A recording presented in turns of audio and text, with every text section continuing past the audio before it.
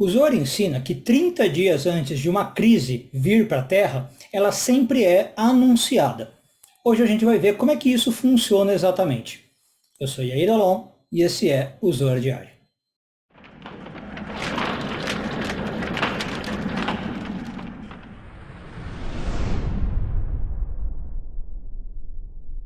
Oi pessoal, ainda aqui no clima de férias, só que não, né? Finge que eu estou aqui na praia, mas já estou em São Paulo. E hoje continuamos, na verdade encerramos, né? Sexta-feira, bendita sexta. Hoje encerramos a leitura da porção de Shmot, hoje focando nos parágrafos de 78 a 80 do Zohar, oitavo ano de leitura. Bom, então como eu disse, um dos sábios do Zohar, o Rabi Hia, ele diz que sempre que uma catástrofe vai acometer um povo, não necessariamente uma pessoa, tá? Uma nação, quando é algo mais coletivo, esse decreto é dado no mundo. Isso é avisado no mundo 30 dias antes. Só que o próprio Rabi Hia diz que geralmente isso não é ouvido, tá? Não porque as pessoas realmente não querem ouvir, mas porque as pessoas não sabem ouvir. E aí o Zohar entra numa discussão muito interessante que é o seguinte. O Zohar diz que antigamente você tinha, todo mundo sabe, né, na tradição hebraica, israelita, você tinha os profetas. Os profetas faziam muito esse papel.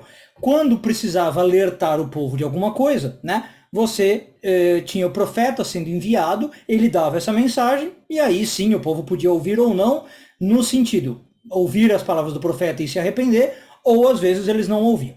Mas tinha alguém que trazia essa mensagem clara, né, direta. Quando o templo foi destruído, o Zohar diz que esses profetas deixaram de existir. Então hoje a gente tem alguns meios dessa mensagem ser anunciada, mas eles não são mais claros como era antigamente. Então por isso que as mensagens não são ouvidas. Então a primeira coisa é o Zohar diz assim, às vezes essa mensagem pode chegar da boca de um tzadik, de um justo, uma pessoa que tem um nível espiritual mais refinado naquela geração e por algum motivo essa pessoa, né, sintonizou essa informação e ela realmente faz um alerta. Mas o próprio Zohar diz que esse não é o jeito mais comum dessa informação vir, porque desse modo ela também até poderia ser ouvida. E é bom quando isso acontece. O justo faz esse alerta, as pessoas mudam seus atos e aí até poderiam reverter a crise que se abateria. Mas em geral, como eu disse, não é esse o modo que mais acontece. Em geral, essa mensagem que vem 30 dias antes acontece por 3 modos, diz o Zohar. Ela é dada pela boca das crianças, pela boca do xoté, eu já vou traduzir essa palavrinha, ou pelos pássaros. E também já vou explicar o que isso significa. Bom, o xoté é o que antigamente, hoje não é mais o termo correto, né? A gente chamaria de uma pessoa com debilidade mental, débil mental. Hoje a gente fala de uma pessoa com deficiência intelectual, tá? E os pássaros, bom, a gente já comenta deles. Por que que a criança e o xoté, essa pessoa com deficiência intelectual, são as que hoje carregam a profecia? O que o Zohar quer dizer com isso? O ensinamento pode parecer estranho, mas por trás dele existe uma verdade profunda sobre a profecia. O nível de profecia, essas informações, vamos chamar transcendentais sobre a verdade, são informações que não são acessadas pela razão comum, pela lógica comum. Então, o profeta, quando ele chegava no nível de profecia, é porque ele conseguia alterar o seu estado de consciência e chegar no nível de profecia. Então, quando o Zohar diz que hoje a profecia é dada às crianças e ao xoté, às pessoas de deficiência intelectual, é por isso. As crianças, elas têm uma lógica que não é a lógica adulta, né? Todo mundo que convive com criança sabe disso. A razão que as crianças usam ainda não é a razão adulta. Elas pensam numa forma não linear, elas pensam numa forma que não é necessariamente lógica, elas tiram conclusões de causa e consequência que não se aplicam. E o fato de elas fazerem isso mostra tecnicamente que elas não estão trabalhando com biná, tá? Elas estão trabalhando com chokhmah, e é isso que faz com que elas tenham a profecia. E é a mesma coisa com as pessoas de deficiência intelectual. São pessoas que justamente por ter a deficiência intelectual estão acessando realidades que nós, na nossa lógica mais quadrada, vamos chamar assim, né? Pitagórica, se você quiser chamar, euclidiana, não conseguimos acessar. Então, por que o Zohar diz que também muitas vezes a gente não ouve? Porque justamente essas pessoas na nossa sociedade são descartadas como pessoas sem lógica, sem razão. Se uma criança vier para você e vai falar alguma coisa, ó, amanhã você vai ser eleito, né?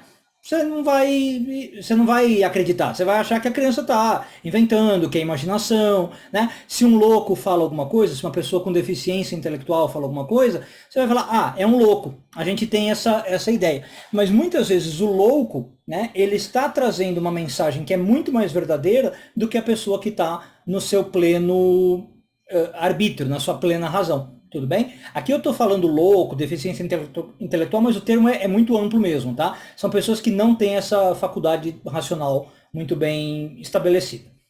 Bom, e o terceiro ponto são as aves, como eu falei. O Zohar diz que as aves trazem essa informação. Aí o Zohar não explica muito como é que isso funciona, mas a gente tem várias outras fontes da tradição dizendo. Por exemplo, o Talmud, Bava Batra, o Narmanides, que é um grande cabalista. E basicamente o que a gente entende é que as aves trazem essa informação de dois modos. O primeiro é no seu cantar mesmo, tá? A linguagem das aves é uma linguagem que você poderia aprender. Alguns cabalistas sabem essa linguagem, o Talmud narra isso, e, de novo, não é todo mundo que ouve as mensagens, porque não todo mundo sabe a linguagem dos pássaros. Mas se eu soubesse a linguagem dos pássaros, os pássaros são emissores desses decretos 30 dias antes deles acontecerem. Então, se eu soubesse interpretar o canto dos pássaros, eu poderia saber o que vai acontecer no mundo. Agora, um segundo modo que eu tenho de saber é uma forma de oráculo. Não é sabendo uma linguagem especial, mas é interpretando o voo dos pássaros, tá? E, de novo, o Ramban, o Narmanides, o Talmud e outros livros como Vaikra Rabbah, o Levítico Rabbah, né, o Midrash, falam sobre isso. Você tem como interpretar o comportamento dos pássaros, em especial o voo deles, e isso faz aí um jeito de você entender o que vai acontecer no futuro.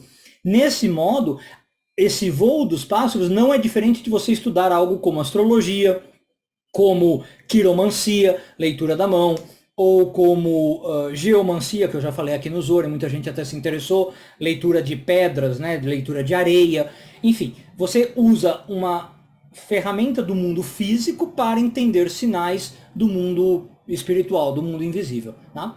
Agora, terceiro ponto que vale a pena falar, por que os pássaros entram na mesma categoria das crianças e do xotê como alguém que poderia transmitir informação?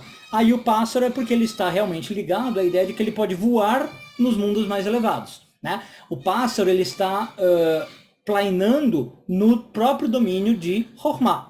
Então, se eu entender que Chokhmah é uma sfirá elevada intelectualmente, eu estou falando de crianças e xotê como acessando esse domínio. Mas se eu entender que também é um céu, né, ou um nível celestial, então o pássaro é o único animal que teria acesso a esse local, percebe? Os peixes não têm, os mamíferos não têm, o pássaro é o animal que consegue ir para lá.